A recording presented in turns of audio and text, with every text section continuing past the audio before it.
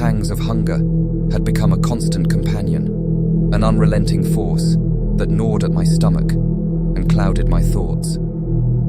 I was a man possessed by an insatiable appetite, a hunger that transcended the mere desire for sustenance. It was a hunger that whispered to me in the quiet moments, a dark voice that urged me to satiate my cravings by any means necessary. Days turned into nights, and nights into days, as my obsession with finding food consumed me. The cupboards in my kitchen were barren, the refrigerator empty, and even the most meager scraps had long been devoured. The city around me seemed to mock my predicament, its bustling streets filled with people blissfully unaware of the desperation that gripped my soul. I wandered through the dimly lit alleys and forgotten corners of the city, my senses heightened by the scent of food that lingered in the air. The aroma of fresh bread wafted from a bakery, and the sizzle of meat on a nearby grill beckoned me like a siren's call. But my pockets were empty, my wallet a mere relic of a time when I could afford to indulge in the simple pleasure of a warm meal. As my hunger intensified, so did the darkness within me. The once familiar streets became a labyrinth of torment, each step a reminder of the emptiness that consumed me. Faces passed by, their expressions a blur of indifference, and I felt like a ghost haunting a world that had forgotten me.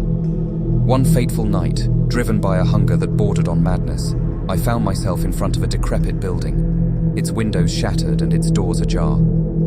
A dilapidated sign proclaimed it as Charlie's Diner, a relic from a time when it might have offered solace to those in need. With trepidation, I pushed open the door, the rusty hinges groaning in protest. The interior was cloaked in shadows, and the air was heavy with the scent of decay. Tables and chairs were scattered haphazardly, and a layer of dust covered every surface. But as my eyes adjusted to the darkness, I saw it, a faint glow emanating from the back of the diner. It was the warm, inviting light of a kitchen, a beacon of hope in the desolation. My heart raced as I stumbled forward, driven by a primal urge to find the source of that light. The kitchen revealed itself as a time capsule, frozen in a state of abandonment. Pots and pans lay scattered, and a layer of grime coated the countertops. But my eyes were fixed on the stove, where a pot simmered with an unseen concoction. The aroma was intoxicating, a symphony of spices and flavors that stirred something primal within me. Driven by a madness that eclipsed reason, I lifted the lid of the pot, revealing a bubbling stew that seemed to beckon me closer. My hands trembled as I grasped the ladle, the hunger within me overpowering any sense of decorum or reason. The first spoonful was ecstasy, the warmth, the flavor, the sensation of something other than emptiness filling my stomach.